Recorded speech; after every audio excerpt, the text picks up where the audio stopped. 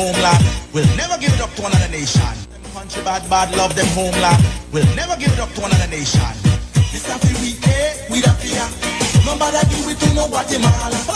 This time we the fear. Nobody do it to no Guatemala. This time my name is Pupa. Belize me come from the Belize City area. 110% Belize and proud of it. Don't tell me about maritime area. Long time ago agreement by the slave master. Talking about the help and the Belize and dollar because patriots. All people who love them country bad, bad, love them homeland. We'll never give it up to another nation. Them country bad. This only news review talk show, right? Yeah, the XTV, behind the zinc fence, Belize, sweet Southside Belize City. I'm Sister YaYa Marin Coleman, producer of Sunday Review with the slogan Making Sense of the News. We co-host revolutionary from out of the Republic of Trinidad and Tobago, brother Mutota. Bring one a country brother with Tom, brother Imo Bakari. Welcome, brothers. Thank you. Good morning, Sister YaYa. Good morning to our listening audience. It's once again a pleasure to be on Sunday Review. Morning, brother Imo. How the morning? Good, man. Happy to be alive. Give thanks. It's the first time. Thanks for coming at such short notice when other scheduled guests couldn't make it. First time to meet brother Imo, so you're new to we. So tell me whatever you want to know about yourself before we get into the Caribbean news analysis, because we don't know you. So tell me a little bit about yourself. Well, I'm a citizen of the Republic of Trinidad and Tobago. I have been involved in community activities from a little boy to a grown man. I am also involved in the educational sector as a psychology lecturer at the University of the Southern Caribbean. I'm a researcher, a writer, and a concerned citizen of the world. Good. Once Brother Akko says, you could come, you're sealed. Brother Akko, now tell me you got stories from Cuba, Guyana, Venezuela, Barbados, Bermuda, Trinidad and Tobago, Antigua and Barbuda, St. Vincent and the Grenadines and Jamaica. Now, I don't know how much of them I get you, but start, Brother Akko. So the first piece I want to look at this morning is out of Antigua. And I think it's a very important piece of news given what is happening in the Caribbean health-wise. And the headline is called Junk Food Marketing Needs the Same Scrutiny as Tobacco. So I read a couple of paragraphs and have Brother Imo give his opinion on it. The article begins, junk food is conditioning children from a young age in ways society would never tolerate with tobacco or alcohol. A youth advocate with Healthy Caribbean Youth said preschools already restrict sugary snacks and drinks, but that standard disappears once children reach primary school. Preschool sets a foundation for young people. Now, going into primary school, unfortunately, this is where we drop the ball. We allow outside influences because we must understand that conditioning is an important factor for our young people. The advocate said easy access to unhealthy snacks around schools has left children so conditioned to sugar that they associate break time with junk food rather than nourishment. When you check what they're really eating, for them, break, it's not them having a sandwich or something wholesome to hold them until lunch. She further stated the break is corn curls, a soda, and some fried chicken. Tubes with sweets. Literally almost anything unhealthy you can think of, the access is there. So they have been conditioned and society has made it okay for this. Healthy Caribbean Coalition Communications Officer Sheena Edwards said the region has restricted marketing of harmful products before, and school policy should follow the same path. So I will end here. I think that kind of covers the gist of the article, which is it's a problem in the Caribbean, and it is you're seeing it in the health indicators of our young people, and even as they grow older, you are seeing this sort of health problem. So I don't know whether Imo want to respond or make a comment on that particular article. Well, pleasant good day to listeners and viewers, and my pleasure to be here on this program. In response to that, we have throughout the Caribbean, we have children, showing up with chronic conditions, diabetes, hypertension, obesity, and certainly we could establish a link with the kind of foods that they eat, and I know the former Minister of Health in Trinidad, they did implement a policy to ban these kind of sugary stuff in the school system. Food is a tool of control, and if governments don't have the strength to really, set their policies and put on their feet, you find that, for example, a colleague of mine, a medical doctor, he said that they did a study at one time where they were looking at criminals and they did a adjustment in their diets, and there was a significant decline in their attitude, their level of aggression, etc., and a drop. Now, this is just one study, so we don't want to generalize, but they was able to establish a link with food and criminality. So too with the kind of food that we eat and our health, we in the Caribbean have been blessed with a lot of, natural foods. And those of us who grew up on that, we could look back and say for a fact that the mangoes, the plums, the pomerancs, the pomsite, regular play, regular exercise, certainly has served us in good stead. Because when you have, children under 20 years, in primary school showing up with these conditions, we certainly could see that, the food is a dangerous tool in keeping them, in an unhealthy state. And if those in power could keep our people in an unhealthy state, it makes it easier for them to exercise control in terms of the direction of the society. Because as a friend told me the other day, a medical doctor also, it's better that you are poor and healthy than wealthy and unhealthy, So preserving our health is important in terms of contributing meaningfully to national development. And if we are damaging our children from a young age, we are kind of holding back the wheels of development in terms of the kind of contribution that they can make to society. I agree with Tono. But we also have to admit that the palate get influenced from the people that we're raised with.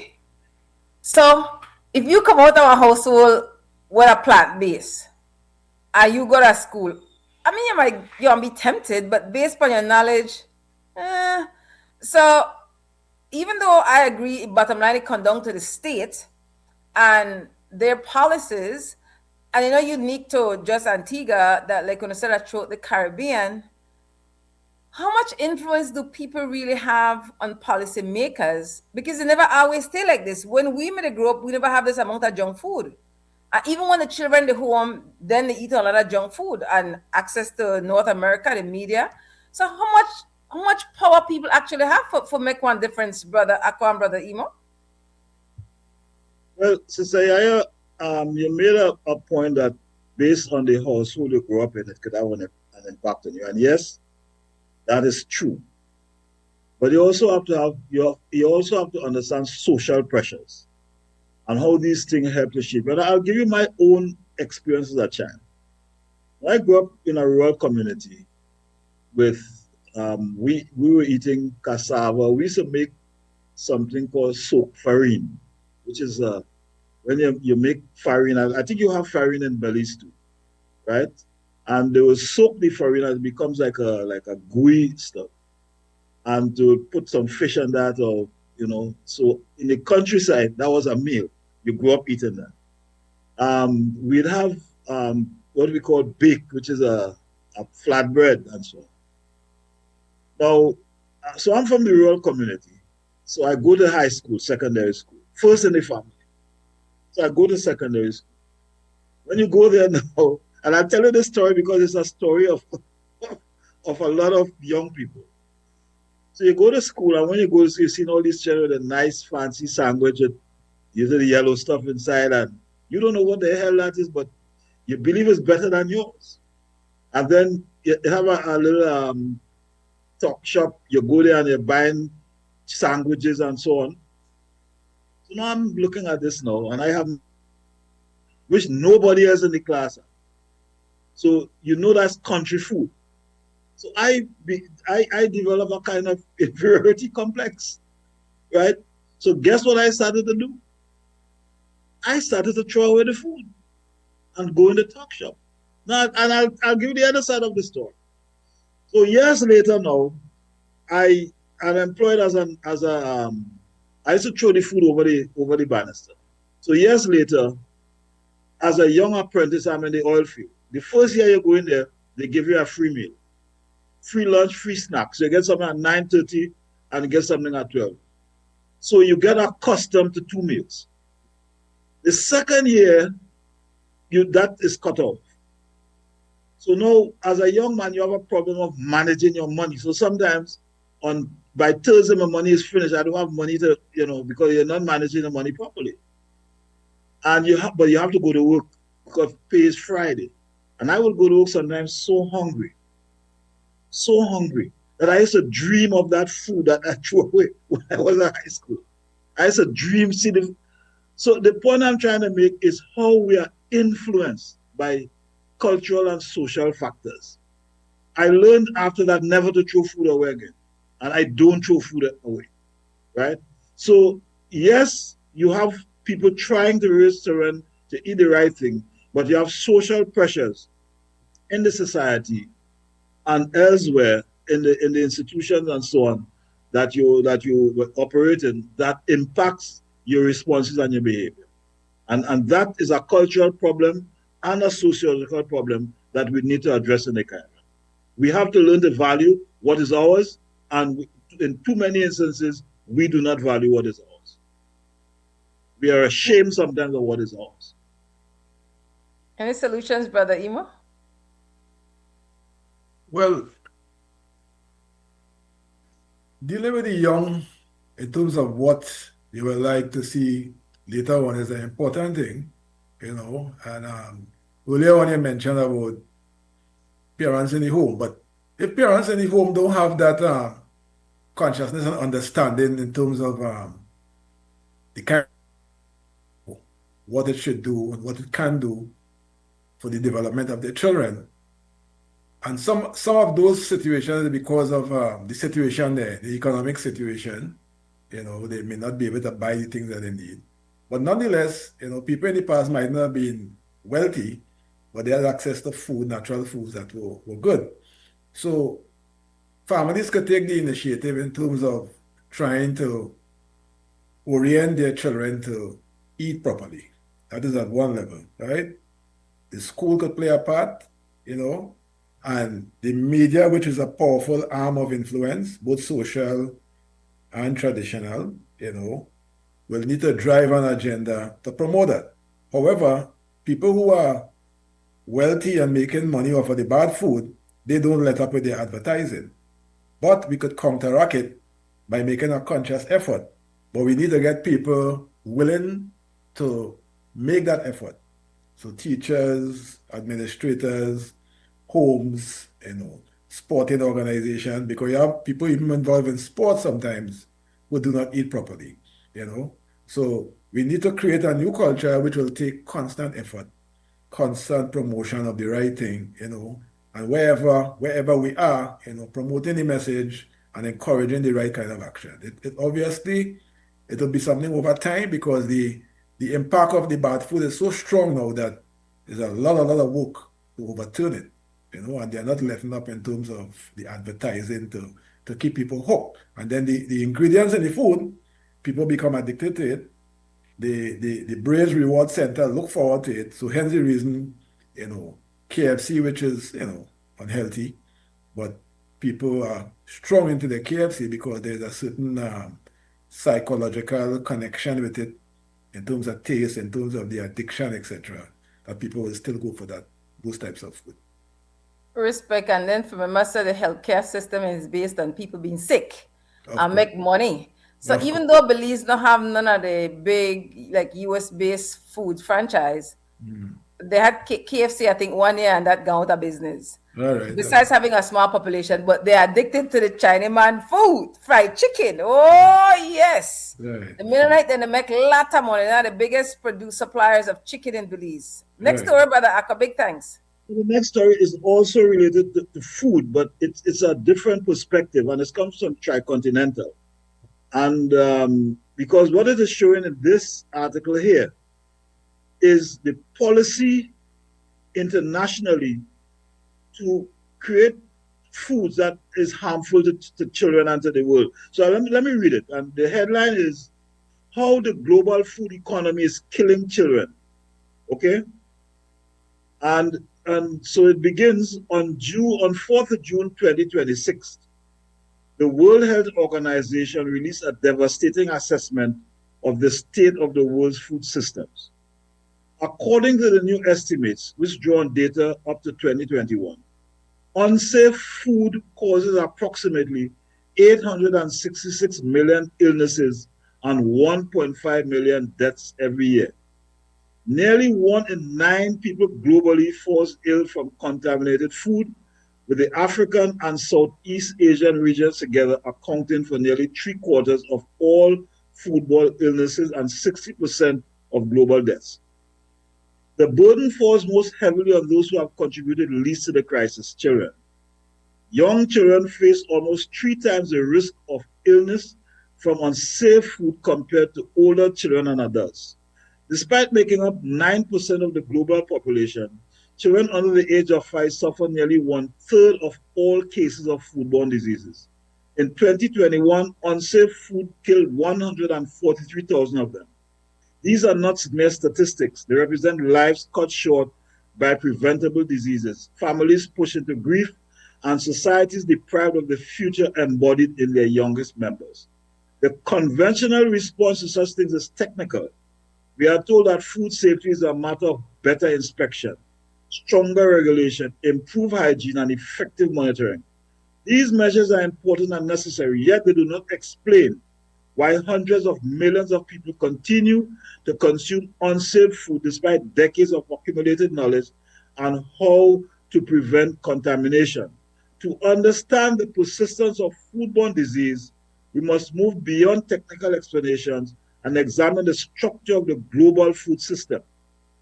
The dominant food system is organized around the pursuit of profit, not the right to food.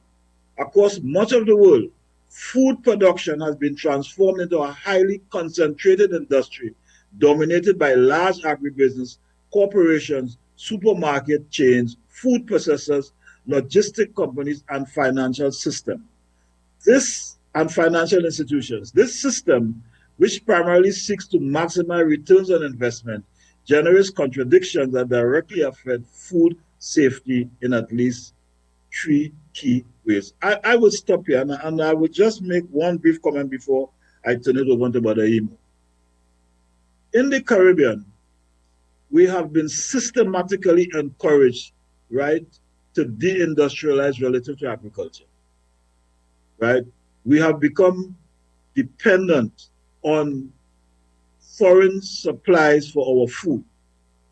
I remember in Trinidad a few years ago, there was an attempt, there was a discussion in which people were pressing the government to redevelop our agricultural sector. And the minister at the time of agriculture, he said, yes, we could do that, but I can't tell you certain things because of the agreements we signed internationally with the Food and Agricultural Organization and so on. So we signed these things to the detriment of our society, compromise our food sovereignty, compromise our independence, and in the process, compromise our health. So what we have in the Caribbean in many instances is expired food or foods that are about to expire with weak controls by the government. And these things are just dropped into the Caribbean, and we are consuming all of these food that is sometimes, compromised in many different ways. So part of that problem we have in the Caribbean with the junk food is connected to these policy positions that our governments either let go by or don't implement any kind of policy that protects the people. So that's what I want to say relative to that particular thing. Breddah Emo? Well, as the brother was rightly saying, food is a massive industry. We all need to eat, and the people who are generating huge profits, they are altering consistently how food is produced, changing the natural structure of foods, adding a lot of stuff to the foods that, make them look very pretty. And sometimes the prettier the food looks, sometimes the more unhealthy the food is. And they control the industry, right? And these are the types of food that are exported across the world, that we find in our groceries across the world, that in a lot of cases, we should really try to avoid those types of food. So if we could minimize, certain basic things we need to buy, but if we could minimize buying those types of, food items and kind of hold on to the basic natural stuff that we know about, it could go a long way. But the power of the food industry, the control, the extent to which they control it, it puts a lot of people in a situation where, and then many people are removed from doing the basic planting. Let me go back to the backyard garden stuff, producing their own basic stuff. Many people even are prepared to buy from the market. Now, even though you're buying the same thing from the market, again, with the whole quest of profit, sometimes these items are fed with a lot of chemicals, a lot of chemicals. So sometimes you might be buying the right things in terms of what they are called, but they are just as dangerous. For example, you mightn't be eating meat and you're eating plant-based, but you're buying it, and how it is produced, it might even be more dangerous perhaps than the meat that you might have been eating, So it's a very tricky situation that, we have to fight against, but, we really have to look in, small ways, small steps that we could do stuff that could help us last a little longer, because, the food that we eat have a big, big connection, in terms of the health that we have and how best we could contribute to society. I agree. At least during COVID, a number of people out of survival gone back to backyard gardens or planting it in buckets. But then a big part, I tell you, this capitalist, patriarchal, white supremacist, imperialist system where we have to fight for life. Then people actually study in a lab how to get people addicted to sugar. But the addiction, just everything got in sugar. So they really want addiction. That when we think about food, we need to think about eating nourishing food so that our bodies could be well. Remember, everything is interconnected. And this capitalist system have an ecosystem, right? So the hospital is in a business to heal, for make our money. So for make our money, we have to stay sick. So if we keep we sick, we have to get them food we're bad for them, make them have to up and down, and then depending upon your class or access to money will determine if you want to get health care, if you are just dead, or if you are suffer till the death. So like it's like the assault on us, mind, body, spirit, like they don't let up. So between the food, between the pollution of the environment, because they have to have the solar system and whatever they need for have the majority of the European men who they make them decisions, and then the people look like we were to sell we out. What should they make decisions enough for we best interest? They're like, hell, the whole long human beings and other living beings on the earth at this rate, where they're just determined to destroy all beings. But next story, Brother Akko. Well, before we move on, Sister YaYa, for our listening audience, I want people to understand this food system, whether it's the junk food we spoke about earlier, or the policy positions that the World Health Organization talks, is part of the capitalist system of control.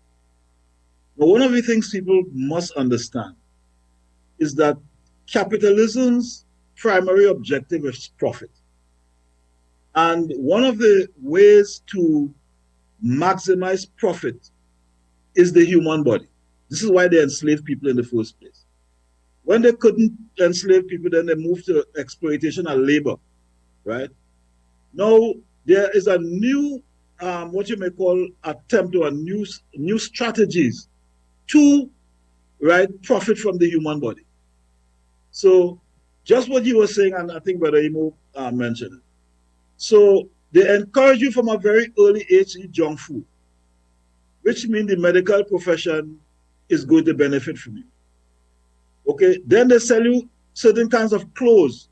So the human body is now seen only as a unit, Commodity? a unit of profit. So every single thing, from what you eat to what you wear to what you are fed in your mind, whether it's cable TV.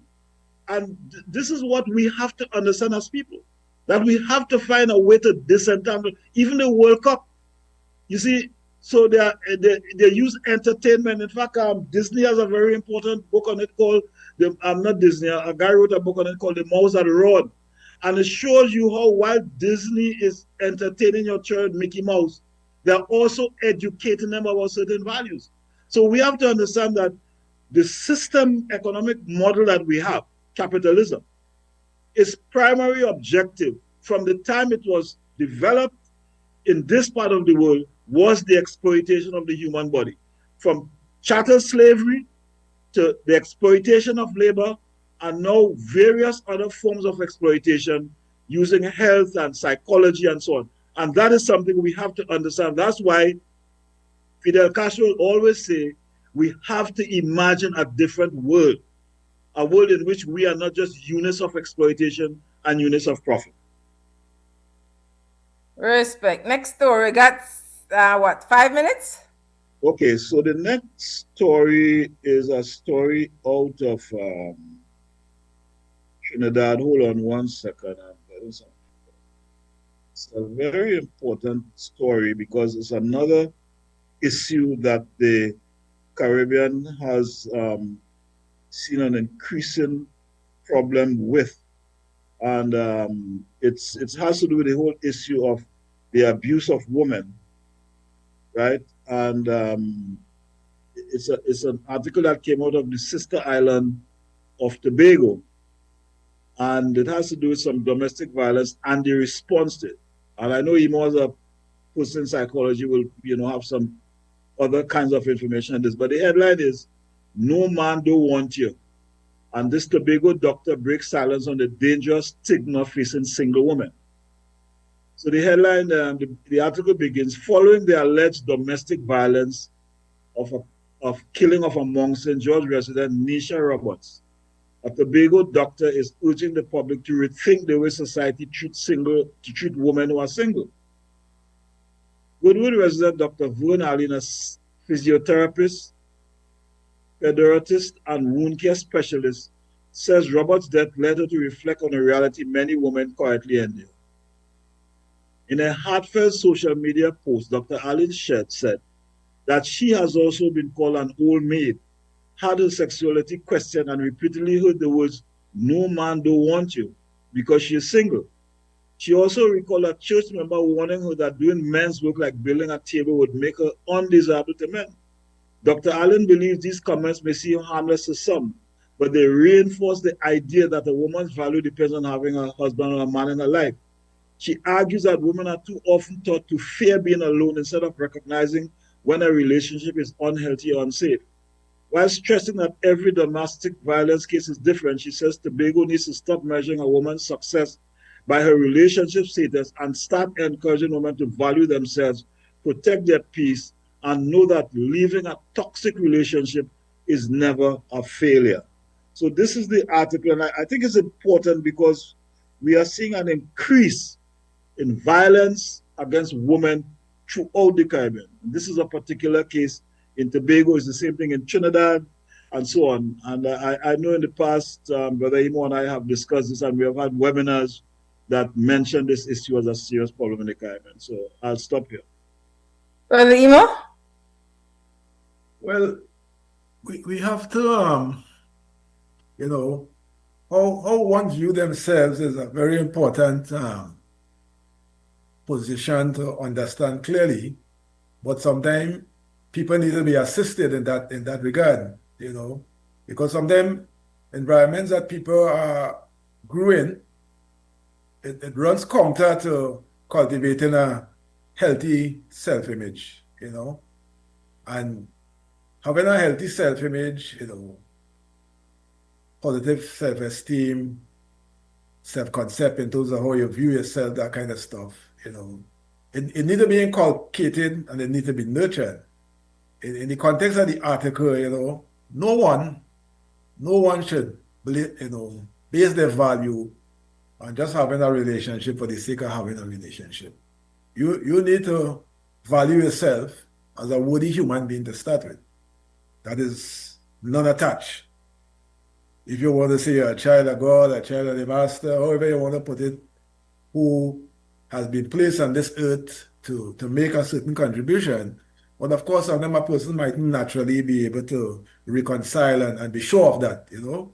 But I'm saying that, you know, how you view yourself, it will take some effort on your part.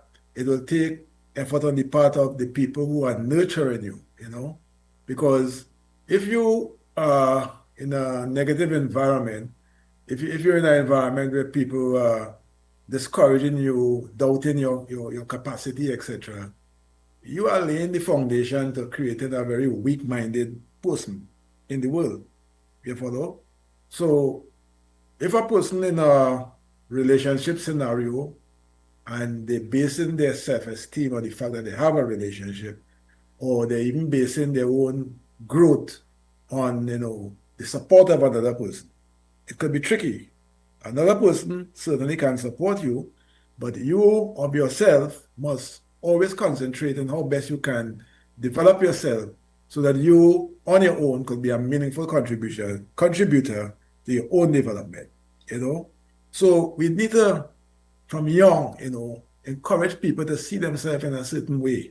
But as I said, it will need constant effort, right? Constant effort in nurturing them in the right way. Because beside what you might try to do in the home, remember the influences on the outside, some of them are even more powerful than what you may be trying to do in your home. You can't underestimate the power of social media, the power of friends. As a matter of fact, the research has shown that, for example, adolescents are more readily influenced by their peers than even their parents, you know. But we really have to, you know, inculcate, you know, who are you? What does it mean? What are the metrics you use to measure your worth as a human being? You follow? It's not simply getting a good job, dressing in a certain way. I mean, presenting yourself in a certain way, speaking in a certain way, all will contribute.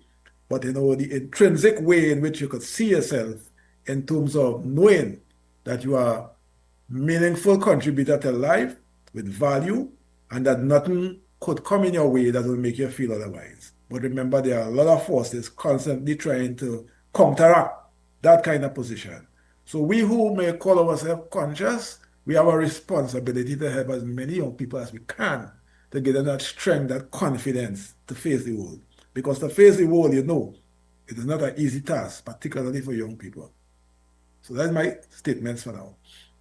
Thanks, Brother Emo, Brother Akko. We're going to take a break. Stay tuned. We're going to come right back. Bad love them homeland. We'll never give it up to another nation. This have the weak, we that feel. No matter do we do nobody.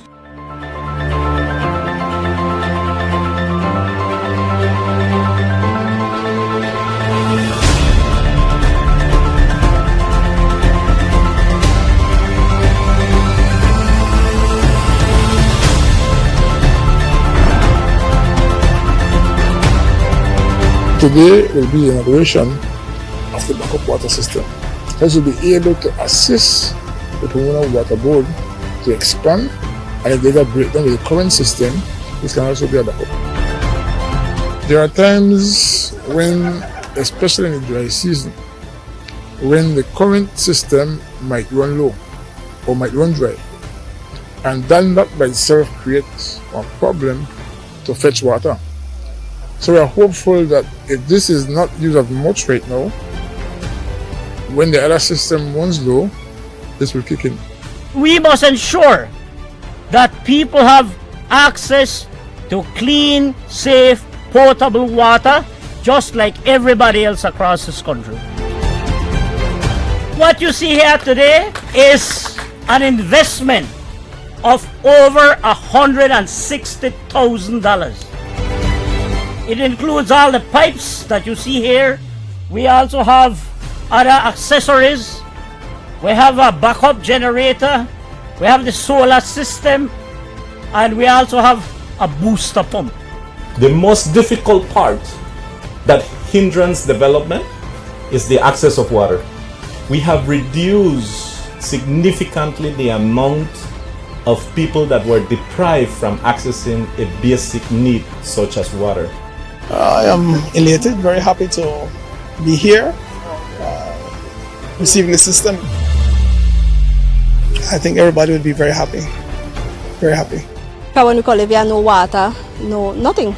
That was an empty spot, but it's home now.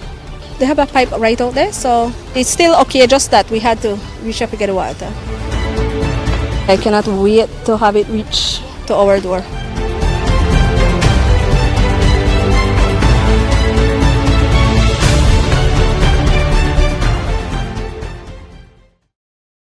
Before our grid reached across Belize, it was built by generations of Belizeans committed to connecting communities and powering progress. Through the hands, the dedication, and the vision of our people, the grid grew with Belize. A nation built through strength and resilience, and a network built pole by pole. Today, that responsibility continues, strengthened by every hand that follows.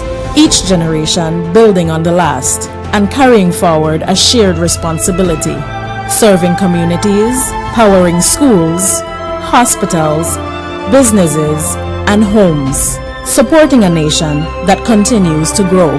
Belize Electricity Limited, built to serve, serving Belize.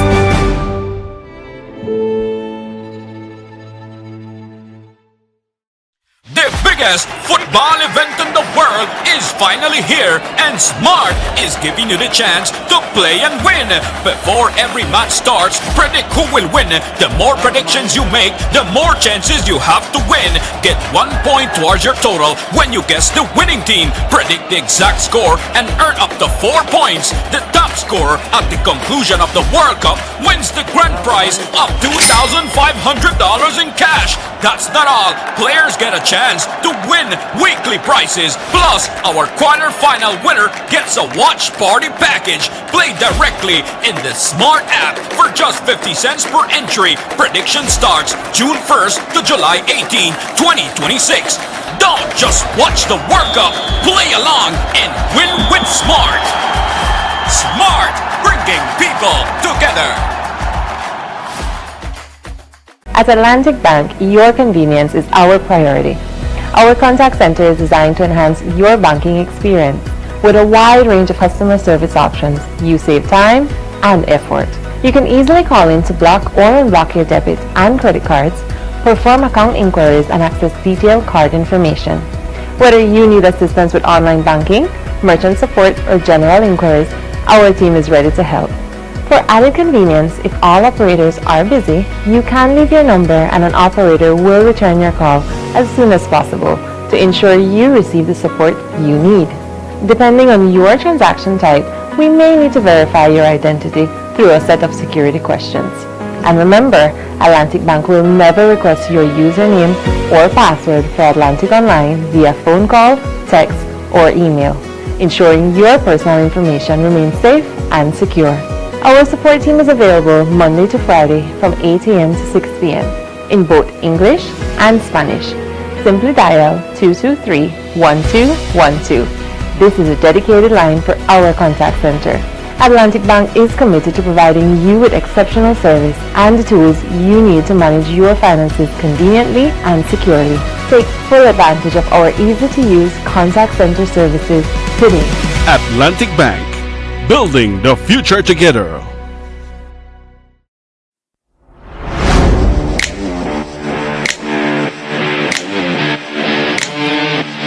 Every great job starts at Brothers Habet, with the best supplies and the right support, including free delivery on site, so you can focus on the job. Brothers Habet, working with contractors since 1983.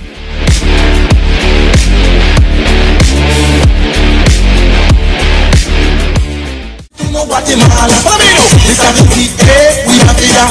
Nobody do it to no Guatemala. This time me name is Ufa. Belize me come from the Belize City area. 100% Belize and proud of it. Don't tell me about maritime area. Long time ago agreement by the slave master. Talking about the help on the Belize and dollar because patriots. All people who love them country bad love them homeland. Will never give it up to another nation. Country bad love them homeland. Will never give it up to another nation. This have to be we don't fear. Nobody do it to no Guatemala. This have to be we don't fear. Nobody do it to no Guatemala. This time me name is Ufa. Belize me come from the Belize City area. 100% Belize and proud of it. Don't tell me about maritime area. Long time ago agreement by the slave master. Talking about the help on the Belize and dollar because patriots. All people who love them country bad love them homeland. Will never give it up to another nation. Country bad love. This time we don't fear. Nobody do it to no Guatemala. This time me name is Ufa. Belize me come from the Belize City area. 110% Belize and proud of it. Don't tell me about maritime area. Long time ago agreement by the slave master. Talking about the help on the Belize and dollar because to no Guatemala. This time we don't fear. Nobody do it to no Guatemala. This time me name is Ufa. Belize me come from the Belize City area. 110% Belize and proud of it. Don't tell me about maritime area. Long time ago agreement by the slave master. Talking about the help on the Belize and dollar because patriots. All people who love them country bad love them homeland. Will never give it up to another nation. Country bad love them homeland. Will never give it up to another nation. This time we don't fear. Nobody do it to no Guatemala. This time we don't fear. Nobody do it to no Guatemala. This time me name is Ufa. Belize me come from the Belize City area. 110% Belize and proud of it. Don't tell me about maritime area. Long time ago agreement by the slave master. Talking about the help on the Belize and dollar because patriots. All people who love them country bad love them homeland. Will never give it up to another nation. Country bad love them homeland. Will never give it up to another nation. This time we don't fear. Nobody do it to no Guatemala. This time we don't fear. Nobody do it to no Guatemala. This time me name is Ufa. Belize me come from the Belize City area. 110% Belize and proud of it. Don't tell me about maritime area. Long time ago agreement by the slave master. Talking about the help on the Belize and dollar because patriots. All people who love them country bad love them homeland. Will never give it up to another nation. Country bad love them homeland. Will never give it up to another nation. This time we don't fear. Nobody do it to no Guatemala. This time we don't fear. Nobody do it to no Guatemala. This time me name is Ufa. Belize me come from the Belize City area. 110% Belize and proud of it. Don't tell me about maritime area. Long time ago agreement by the slave master. Talking about the help on the Belize and dollar because to no Guatemala. This time we don't fear. Nobody do it to no Guatemala. This time me name is Ufa. Belize me come from the Belize City area. 110% Belize and proud of it. Don't tell me about maritime area. Long time ago agreement by the slave master. Talking about the help on the Belize and dollar because patriots. Segment of Sunday Review. You know, I realized today, our slogan has always been making sense of the news. But as of January 2025, with Brother Akko as the co-host, I should be saying making sense of Caribbean news. But Akko here never hold me accountable. Making sense of Caribbean news. So our guest today is Brother Imo Bakari and Brother Akko. What are the next story? So the next story is out of Cuba. And the headline is The Ocean Economy, Expanses and Imbalances, Industrial Pollution, Climate Change, Overfishing, and Biodiversity Loss. So it deals with the whole thing about the ocean and its impact. And I know this is the impact of overfishing and environmental factors on the ocean. And I know this is extremely important for the entire Caribbean, but particularly important for Belize. So the headline is, the article begins, the ocean-based economy continues to expand, bringing great benefits to humanity. However, its current patterns threaten the future prosperity of businesses and the health of the planet. According to the Food and Agricultural Organization of the United Nations, FAO, global fisheries and aquaculture production is at an all-time high, but ensuring sustainable and equitable growth remains a significant challenge. In the report, The State of World Fisheries and Aquaculture 2026, the agency confirmed a new record of 235 million metric tons in 2024, of which 195 million metric tons came from aquatic animals, highlighting the importance of both activities in providing high-quality nutrients to a growing global population. At the same time, the sector provides abundant employment opportunities and significant business returns.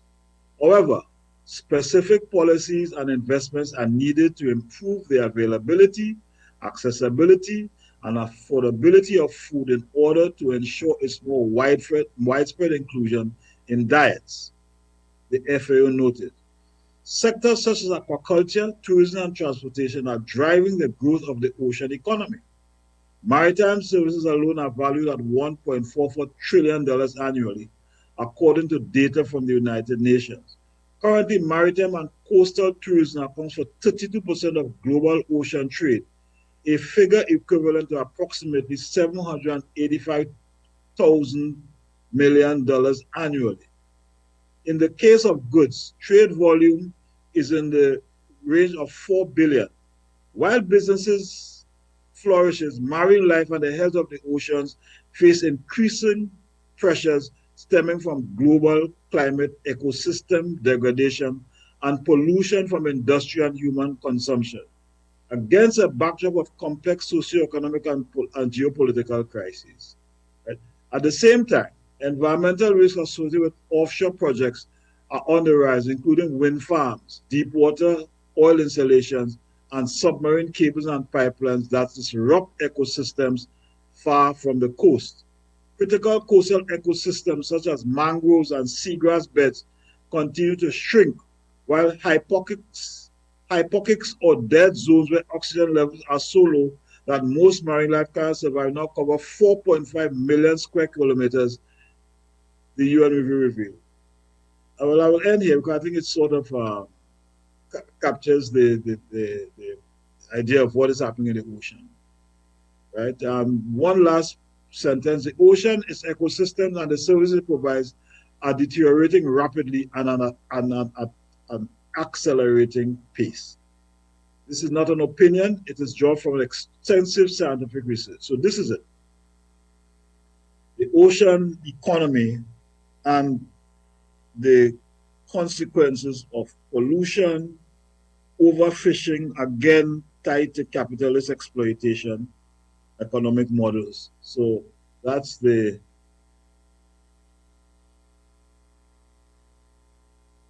YaYa muted. Brother Akko, I need you to explain to me what you just done read because I don't get it. I get the last sentence as far as the ocean economy and exploitation, but I get last night. So, your own words, what you just don't say. So what the article is saying is that there are stresses and strains on the ocean economy that if policy positions are not adjusted, it could have dire consequences for humanity based on the fact that we depend so much on the ocean for food, on the ocean for employment, through transport services, maritime services, tourism, and so on and so forth. So, and I'll just read one line again. While businesses flourish, marine life and the health of the ocean face increasing pressures stemming from climate change, ecosystem degradation, and pollution from industrial and human consumption against a backdrop of complex socioeconomic and geopolitical crisis. So in a nutshell, that covers it, right? There are also environmental risks with offshore projects like deep water oil installations and wind farms. Coastal systems such as mangroves and seagrass beds continue to shrink. And you've seen what is happening with the sargassum throughout the Caribbean. So I hope that gives you a better understanding of. Thanks, Brother Akko. I definitely want to hear Brother Emo's response, especially as it relates to how this impact the lives of human beings on a daily basis, because a lot of marginalized communities live near coast, and that will live it to, like, fishers or the tourism industry. In a song like this sustainable, because I don't hear nothing globally where with the capitalist system, as you keep saying, that money over people. So what will happen to the people, Brother Emo? Well, that is the fundamental thing. Wise me will hope and wish that there will be a change. I mean, realistically, I'm not seeing that change because, profit is the driving factor there, right? And the powerful, the rich, their concern is not the health of people, the prosperity of people, but their own prosperity.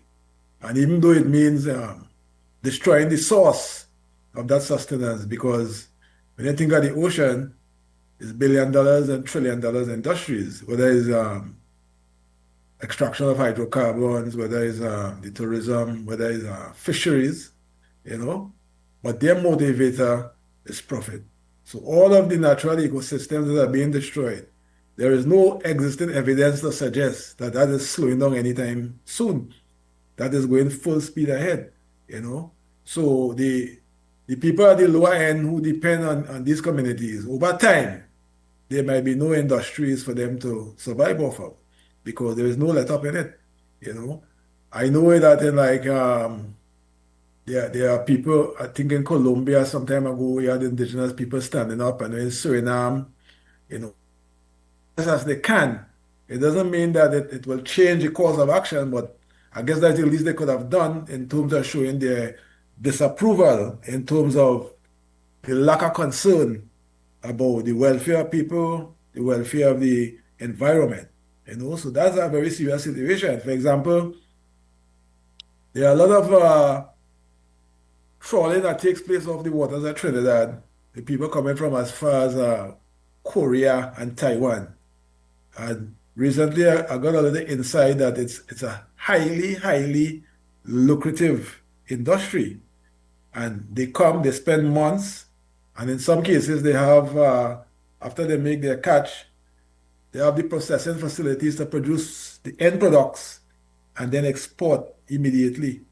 So what I'm saying is that people from another part of the world is coming right here off the waters of Trinidad and making millions and billions of dollars, and the average citizen doesn't have a clue that there is so much wealth there. And we're not talking about the oil now, oil and gas, we're talking about just mere fisheries that these people have been milking for the longest while. Highly, highly lucrative, So we're in a catch-22 situation. We would like it to change, but the power elite of the world, they have no regard about sustainable development. They will extract as much wealth as they can till, I guess, the source of the wealth no longer can sustain itself. So that's my contribution on that. Well, I know, like, Untu Brother did this work much longer than me. And we're seeing that the exploitation is not sustainable. The people who want to make the decision want dead out, and I guess they got some more in the pipeline we want to continue. Like, when I think that the end game, like they're going on another planet, because it is we're destroying the earth.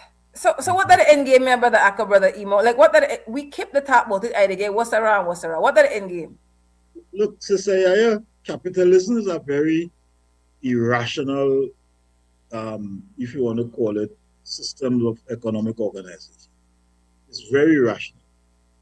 And when you have at the center of your philosophy, economic philosophy, and your life philosophy, profit, because that's what it's all about.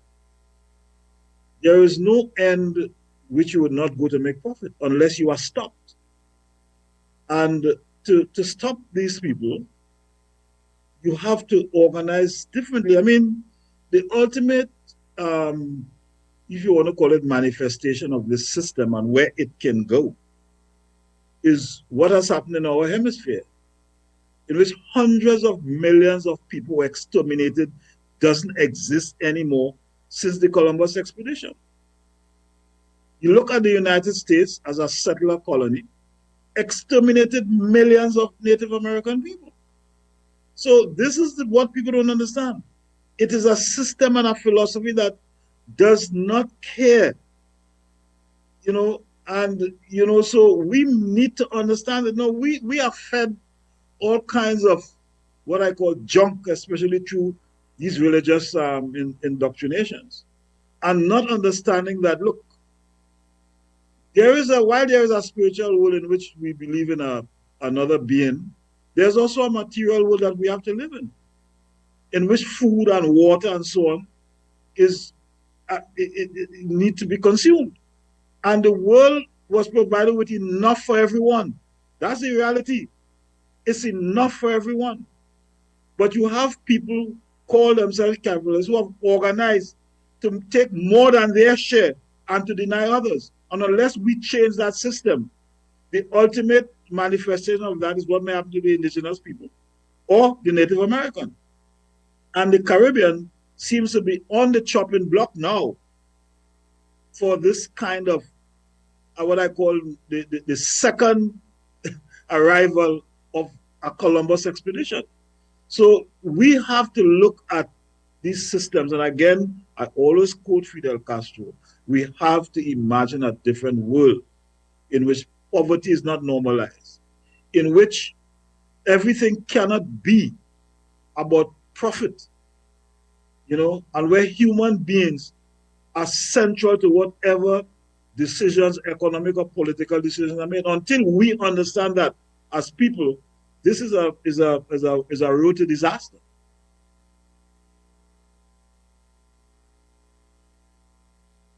Thanks, Brother Akko. You want to add anything, Brother Emo? No, not really. As I said before, we who believe that we see it differently, I like to try to see things in a real way. We do what we can do where we are to contribute to that difference. For as long as we exist on this earth, we need to do what we could do to contribute to making that kind of difference. Because, holy reigns of power, they wouldn't tell you, all right, take control now and do it. Imagine the world as you would like to see it. So it's a battle, it's a fight, and we have to play our part. We mustn't just be complainers about, what should be, but we'll be active contributors as best as our situation will allow us to. We can't give up and throw our hands in the air, but we're dealing against a mighty system that, is not letting up, in terms of the destruction that it is causing to humanity,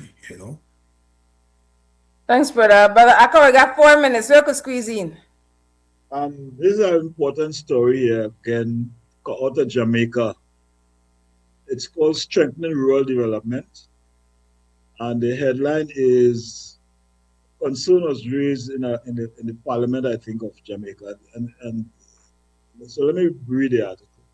The concerns raised by Kenneth Russell need to be paid attention to and tangible solutions put in place on rural development in Jamaica. If you live in rural areas, you are 4 times more likely to live in poverty. Dr. Russell, the opposition spokesperson on rural development, said in his presentation to Parliament, rural development, according to him, is not central to the country's national policy. His observations highlighted gaps in access to basic services. According to the Statistical Institute of Jamaica, 56% of rural households have safely managed drinking water compared with 87% in urban areas. Internet access is 76.8% compared with 86% in urban areas. In his presentation, Dr. Russell said computer ownership is 18.4% in rural Jamaica compared with 31.5% in urban areas. Things are worse off if you live in rural Jamaica, Russell said. Rural Jamaica is home to nearly half of the island's population, the source of much of the island's food production, a repository of its cultural heritage, and an important contributor to tourism, manufacturing, and natural resource management. The uneven development is leaving many rural communities with few opportunities, weaker infrastructure, and limited access to services than their urban counterparts. Addressing that imbalance demands focused policy discussions and strategic frameworks for transformation. It goes on, but I'll stop here because I fully understand this. I myself was born and continue to live in a rural area. And for example, I only get water every 2 weeks in my community. When in urban areas, people get water 24/7 and a host of other things. So this issue of rural development is a challenge, not just in Jamaica, it's in every Caribbean territory, in which urbanization has become so central that rural communities, where most of the resources are, like in the area I am in, for example, is the heart of the oil and gas sector in Trinidad, and yet you don't see that reflected in people's livelihood and people's economic opportunities. Brother Akka, what do you mean? I'll ask Brother Emo to respond back after the break. We have another 2 minutes. Brother Akka, what do you mean when you say you get water every 2 weeks? Get water every 2 weeks. You go and truck and bring water for you every 2 weeks? In the pipeline. So everyone, if you want water, you must have a water tank. So when water comes, you fill up your water tanks, and you don't get water for 2 weeks after that. And right down from me is where BP and all the oil companies are, 14 miles on the road. That's our reality here, you know. I know they get it. Only living in the rural area. You don't get water in the taps, except every 2 weeks. So if you don't have tanks, you have to fill barrels. You understand? We get water every 2 weeks. I hear you. And people seem to think, and that's what I said to some people, not because Guyana and Trinidad and Tobago have oil, mean that the people on the ground, they feel the benefits of being an oil-rich country or island. Anyways, we have to go to break. When we come back, we're going to get Brother Emo Bakari thoughts on the last word Brother Akka share it with. Stay tuned, break time.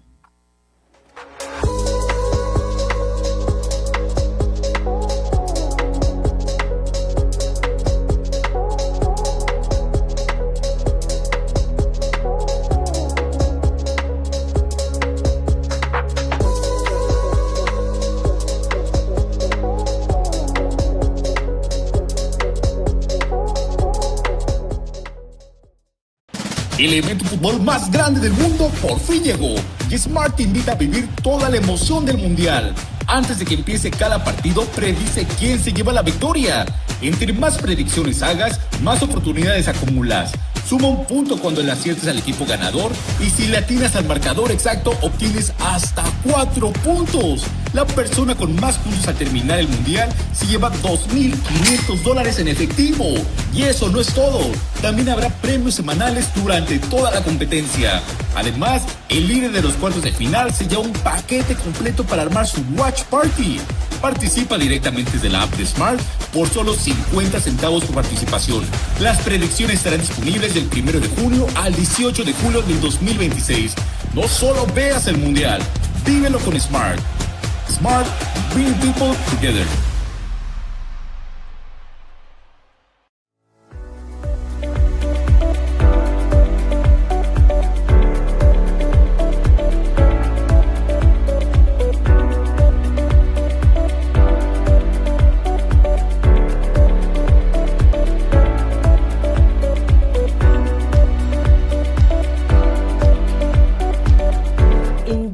Formative years, children develop cognitive skills, social skills, emotional, language, and physical skills that serves as a foundation for lifelong learning, serves as a foundation for future success.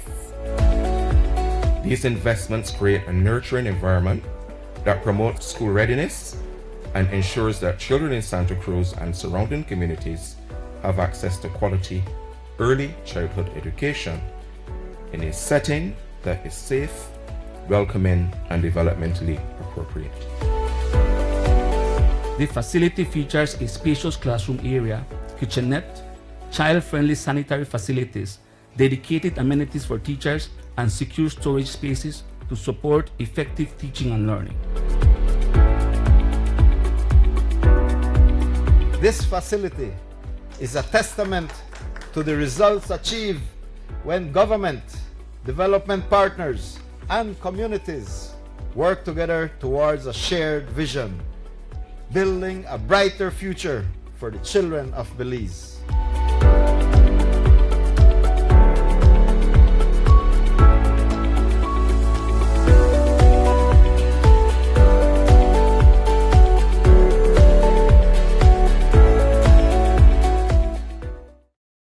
En Atlantic Bank, tu comodidad es nuestra prioridad. Nuestro centro de contacto está diseñado para mejorar tu experiencia bancaria, con una amplia gama de opciones de servicio al cliente. Ahorras tiempo y esfuerzo. Puedes llamar fácilmente para bloquear o desbloquear tus tarjetas de débito y crédito, realizar consultas de cuentas y acceder a información detallada de tus tarjetas. Ya sea que necesites asistencia con la banca en línea, apoyo para comercios o consultas generales, nuestro equipo está listo para ayudarte. Para mayor comodidad, si todos los operadores están ocupados, puedes dejar tu número y un operador te devolverá la llamada lo antes posible, para asegurarse de que recibas el apoyo que necesitas. Para mayor seguridad, es posible que necesitemos verificar tu identidad con un conjunto de preguntas sencillas. Recuerda, Atlantic Bank nunca solicitará tu nombre de tu usuario ni contraseña de Atlantic Online por llamada telefónica, mensaje de texto o correo electrónico, asegurando que tu información personal permanezca segura y protegida. Nuestro equipo de apoyo está disponible de lunes a viernes, de 8 a.m. a 6 p.m. en inglés y en español. Simplemente marca al 223-1212. Esta es la línea dedicada para nuestro centro de contacto.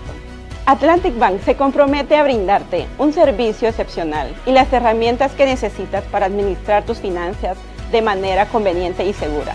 Aprovecha al máximo nuestro servicio del centro de contacto. Atlantic Bank, building the future together. We've got the plumbing and electrical in our store. We've got the paints and the brush and light fixtures. That's for sure. We've got steel, cement and tiles galore. And so much more. We've got everything in that store. We've got windows and doors just for you. In our store. We've got sheetrock, plywood and hardwood too. That's for sure. Tools for gardening and the great outdoors. And so much more. We've got everything in that store. We've got variety. Everything. Quality. Everything. Quantity. Everything. And builders hardware variety. Everything. Quality. Everything. Quantity. Everything. And builders hardware. We've got the sinks and the tubs and cabinets. In our store. We've got the nuts and the bolts, so don't forget. And so much more. We've got service with a smile. That's for sure. We've got everything in that store. We've got variety. Everything. Quality. Everything. Quantity. Everything. And builders hardware variety. Everything. And quality. Everything. Quantity. Everything. And builders hardware. For builders who build with a passion and skill, go to builders hardware. No Guatemala, Flamino. This time we we have figure. Nobody give it to no Guatemala. This time me name is Pupa. Belize me come from the Belize City area. 110% Belize and proud of it. No, all people who love them country bad, love them homeland. Will never give it up to another nation. Them country bad, love them homeland. Will never give it up to another nation. This time we have figure. Nobody give it to no Guatemala. Flamino. This time we have figure. Nobody give it to no Guatemala. This time me name is Pupa. Belize me come from the Belize City area. 110% Belize and proud of it. No, tell me about maritime area. Long time ago agreement by the slave master. Talking about the help on the Belize and dollar because patriots. All people. Feed wrong of Sunday Review, where we make sense of Caribbean news. Thanks to Brother Akko. And today's guest is Brother Imo Bakari. Brother Akko, you know me don't forget the story. But Brother Bakari, you know what about the story before we get on a break? Yeah, it's talking about rural development there. Yeah? Okay, go ahead. Yes, I remember now. Go ahead, Brother Bakari. Right, so when we think of the Caribbean, a number of small islands, right? Jamaica, relatively speaking. And we have some mainland countries like Belize, Guyana, Suriname. Right. Well, Suriname, Guyana, really part of South America was considered Caribbean. they're huge, you know. Guyana is 83,000 square miles, right? Guyana is a huge place, right? But Eastern Caribbean, you know, Southern Caribbean, small islands, Jamaica in the north, relatively bigger, but it's a small island all the same, right? So if we talk about development, and we have to distinguish with rural, to me it indicates neglect, total neglect, because the islands are so small. If you have a developmental policy, it should focus on the entire island. But the reality is, rural communities are totally neglected throughout the Caribbean. Basic infrastructure is unattended to, you know. So in other words, the basic ingredients to create an enabling environment to drive development, you know, it's absent. So whatever potential is totally compromised. You have a lot of people in agricultural production. They have for years problem with access road, problem with access to water. You have a lot of attributes of the natural environment that are, you know, ecotourism potential, but you don't have the enabling environment. You don't have a focus on, you know, maximizing the economic potential, right? So I know Brother Mutota over the years had a project, you know, heritage and the value of heritage. Over the last 2 years, I've been having some tours, educational tours, carrying people to different parts of the country for the educational part and also knowing your country part, right? So I'm saying that if you put the basic infrastructure in place, if you have policies that could activate the economic potential of the natural attributes of these communities, they can be self-sustaining, but they need focus and need attention, you know? And to have such small islands and you have a challenge with rural development, I mean, it's a sinful thing, you know, because they are people as everyone is, and they can do better. It's just the support that is required. I mean, people individually do stuff, but, you know, it needs a greater focus to really bring out the potential, you know, because it's basic infrastructure and, you know, people should not have to suffer to that extent, but that is the reality. Is the majority of Trinidad and Tobago population in the urban or rural areas? Urban areas. In fact, Trinidad has an extremely large rural. Most of our towns and populated areas are on the coast. It's on the coast. The capital, the second capital is on the coast. And even some of the you know, other towns are not too far from the coast. So the rest of the island is not developed, you know, and poor infrastructure, roads, I mean, it's terrible. And this is after billions of dollars in oil and gas revenue. I mean, if this were a serious country, people should be, half of the political class should be in jail, to be honest with you, based on what the kind of damage they have done to Trinidad today. You know. Hi, on the organize people and save the people. So you're up to the people for organizing at their best interests. Forget what they are to get just by being human beings. Next story, Brother Akko, thanks. So the next story is out of St. Vincent. Very important piece here. It's the headline is Ministry of Education considering plan to help boys boost academic performance. The Ministry of Education is considering the introduction of a gender-targeted literacy and student engagement program as part of a broader strategy to address learning gaps and improve academic performance among students, particularly boys. Minister of State in the Ministry of Education, Senator Laverne King, outlined the proposed initiatives while speaking in the House of Assembly on Thursday, July 2nd, 2026, as she addressed this year's Caribbean Primary Exit Assessment exams results and the ministry's plan to strengthen the education system. She said the ministry has been reviewing the performance of students and is developing targeted interventions to address areas of weaknesses, correct existing weak areas, and assist students, 11.53 of I'm not sure what this is, of the Ministry of Education, who differ this year. 11.53 of students who differ this year. The Ministry of Education is considering the following plan: gender-targeted literacy and engagement program implementing a localized boys education initiative focusing on male-centric literacy resources and interactive learning style to lift male median performance closer to their female peers. She explained that the initiative forms part of a wider effort to ensure that students receive the support needed to improve literacy outcomes while creating learning environments that better respond to the needs of both boys and girls. So I think this captures the essence of what has happened, that it is a problem throughout the Caribbean. I know in Trinidad and Tobago, it is a problem that boys are not doing as well as they ought to be in the education system.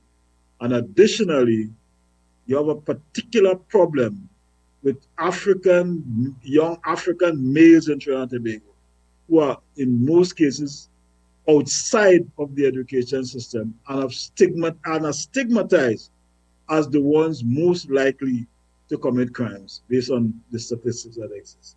So this is something that is a Caribbean-wide problem. And therefore, while one country or one island may do something, then there has to be, in my opinion, a concerted effort regionally to address this issue. Thanks, Brother Akko. Brother Bakari?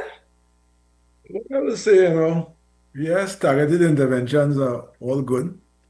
But, oftentimes, the policymakers just prescribe what they believe should be done, And as Brother told, and that kind of stuff, right? But we really have to go down at the ground and, research, talk with educators, talk with people in the community. The affected persons who are being targeted, we have to talk with them, right? We have to understand their story. We have to interact with them because you're prescribing a program and you have no kind of interaction with them, We have to get to the root of it, and it'll take effort, it'll take, a lot of study to really get to the root. It'll take some time, but it's better we have those kinds of engagements, How many are the policies being developed for those type of individuals? The people developing the policies, if I had a minute of conversation with them. Because it's very important to talk with them. Yes, you can get teachers' perspectives, community perspective, but you need to get their perspective also. And I think with that kind of data, you'll be in a better position, right, to come up with a program. Because as we know, everybody has potential, everybody has talent. It may not be on the academic stream, but it might be in some other area where there could be a similar success, And it's better we develop programs that they will readily buy into, that will encourage them, they will be excited about it, and the potential for success will be higher. Those with that potential, of course, we could, invigorate it, because we have had some examples of persons who have been incarcerated and they went on to achieve at the tertiary level. We have had a few instances well of that. That potential was there, right? So if it is there, we bring it out. Whatever other potential exists, we identify it and we give it the necessary support so that they too will become a success, So we really have to try to move away from the labeling and really get down and really get to the source of it before we come up with programs. So that's my contribution to that. Fair enough. We also know it's systemic in the Caribbean that political leaders, policymakers, not known for have meaningful people participation. They're known for have consultation. But now I find it to be unethical to ask anyone to participate in our process where before you ask them to participate, you, the organizers or organizer, never have one awareness campaign for a period of time. So people have knowledge besides their lived experiences so that the engagement really is substantive. And then the language when I talk to people, throw people right off. Now, this has happened for generations. And a number of the people where they lead the conversation come from their families and that we people are not stranger. They're no good, the liberty character, what they're born into. But my gosh, when I talk about total disconnection from the truth, it's just like the same thing over and over. It gets exhausting. So if I really have the courage, like Sister Danielle Archer would say, remember when I go listen to the Eater's Dispatch, we really have to be courageous for nurture different kind of beings, for challenge the system, and then be willing to make the sacrifice, because you can take sacrifice to create the other world where we want to say. Next story, Brother Akko, this might be the last one. Okay, well, the last one, well, let me just read this one. I was hoping to read the one on Bermuda, but let me read this one on Venezuela. And it's very sad. Every time you read something on Venezuela, it's very sad to see what has happened, given what the propaganda that the U.S. Put out against Venezuela. So the headline is Venezuela, U.S. expands post-earthquake military footprint. The U.S. forces are conducting operations at Venezuela's main airport and aim to establish a command and control node in La Guaira port. United States Southern Command Commander General Francis Donovan has announced the deployment of some 2,000 military personnel in response to Venezuela's 24th June earthquakes. The U.S. military, the Department of War, and listen to the propaganda, it has roughly 2,000 teammates, soldiers, I should read, in the area in land, air, and sea around Venezuela. On Tuesday, Donovan told Reuters that the U.S. forces had 900 children and women in Venezuela territory. He claimed that the military presence aimed to improve logistics and that the U.S. forces will leave once they are done. He also expressed confidence that the mission would improve military-to-military relations with Venezuela. Washington activated its response force in the wake of the 7.2 double earthquake that caused widespread destruction in the Caribbean nation. Alongside specialized urban search and rescue team, the U.S. forces have also dispatched a significant contingent of Marines together with air and sea assets. So this is so peculiar that here it is. This is the same U.S. that accused Venezuela of drug trafficking and lack of democracy and all of these things, and went to free the Venezuelan people, and now has Marines in the Venezuela, supposedly when Venezuela needed search and rescue operations. So that's what I have to say on that for the time being. It's very tragic. Before I get Brother Emo comment on that story, Brother Akko, when I listen to you, I can't help but think of IT. Yep. They're the same thing. Yep. Brother Emo, your 2 cents. The imperialist forces find ways and means, whether through natural means, we think of the earthquake, whether it's natural or unnatural, they find ways and means to achieve their prime objective, control and subjugation, and listening to this story there, it's an opportunity for them to, entrench themselves as they would have liked to from the onset. But the earthquake now is a nice premise to do the said things, because the end game with them is, directing the show. That's the end game. How it will unfold, well, it's left to be seen, but that's the end game. So that level of military presence that they're installing is not just, is certainly beyond just helping to restore a comfortable way of life in terms of the damage done by the earthquake. It's more than that, To me, that's how I see it, Makes sense. Brother Akko, the Bermuda story, that short one? Yeah, it's a short one. So all right, make it quick. It's a very interesting story. It's about water, right? Which is and systems that were invented. So the headline is Bermuda has no rivers or freshwater lakes, yet a 400-year-old roof design supplies water to 65,000 people. Bermuda has no rivers, no freshwater lakes, and no natural springs, yet it has supplied drinking water to its residents for more than 4 centuries. The British Overseas Territory in the North Atlantic relies on an ingenious rainwater harvesting system built into the roofs of nearly every home. Around 65,000 people depend on these distinctive white-stepped limestone roofs, which capture rainfall and channel it to underground storage tanks. Together, they form one of the world's oldest and most successful examples of decentralized water management, proving that centuries-old architecture can still solve one of humanity's most fundamental challenges. Unlike many islands, Bermuda has no permanent rivers, freshwater lakes, or natural springs. It is formed largely from porous limestone resting on the top of an ancient volcanic seamount. When rain falls, it quickly seeps through the rock instead of remaining on the surface. The fresh water eventually mixes with seawater beneath the island, making it unsuitable as a dependence of drinking water. This unique geology forced Bermuda's early settlers to find an alternative way to secure fresh water, which is the roof, ultimately leading to one of the island's most remarkable engineering innovations. So I will stop here. And I was telling you earlier about the fact that Trinidad has a water problem.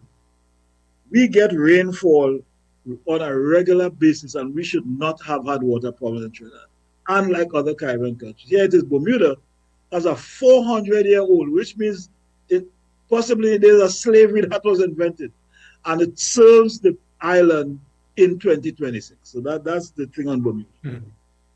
I never know that about Bermuda, no have rivers and springs. You even know that, Brother Emo?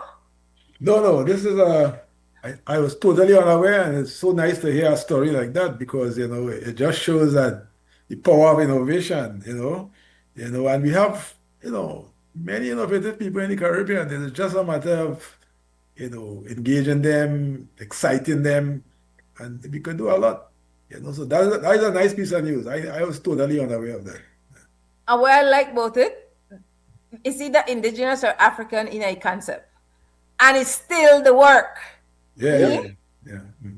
And that's the beauty of having conversations like these, thanks to Brother Akko, across borders and waterways, that we find out more about our sister and brother in the Caribbean.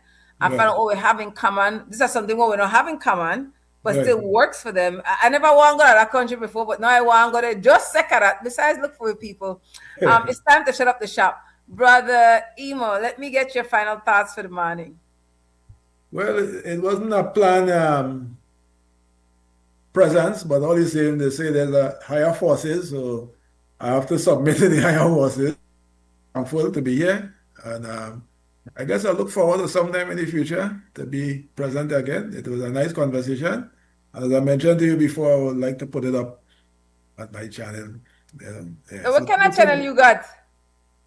I deal with contemporary issues, things along the line that we're talking about, So you could check channel name up on YouTube? It's under my name. You could subscribe. It's under my name. Yeah. On YouTube? Yeah, right.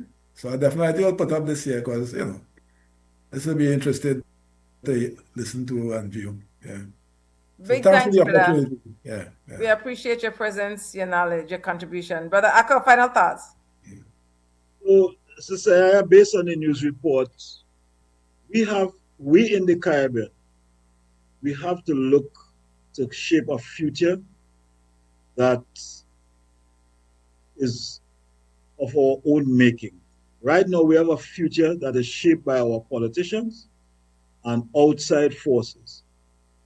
Venezuela is a classic example of that. And even what is happening in Trinidad with the new government and how it is responding to US imperialism. And this has been our history in the Caribbean. Our lives have been shaped not by our own perspectives and our own intellectual capacity. And we have to return to the famous slogan of Marin, the West Indies must be West Indian. We have to restore Caribbean ideas, Caribbean civilization in shaping the path forward. Big thanks, Brother Mutota, our co-host, and Brother Emo Bakari, our guest today, Today is Sunday, July 12th. Next Sunday, we're going to have no Sunday review. Yes, brother, I can't get Sunday off. I'm traveling. I leave for Barbados tomorrow with representatives of 2 local organizations in Belize for a Legal Empowerment Fund Caribbean convening with people from over 22 Caribbean countries. We leave on Monday. I will come back the following Monday. Expect report back for sure on WB Morning Vibes. And give thanks to everybody who listen to this program, or share the link, or follow up with we couldn't do it without the people, that's for sure.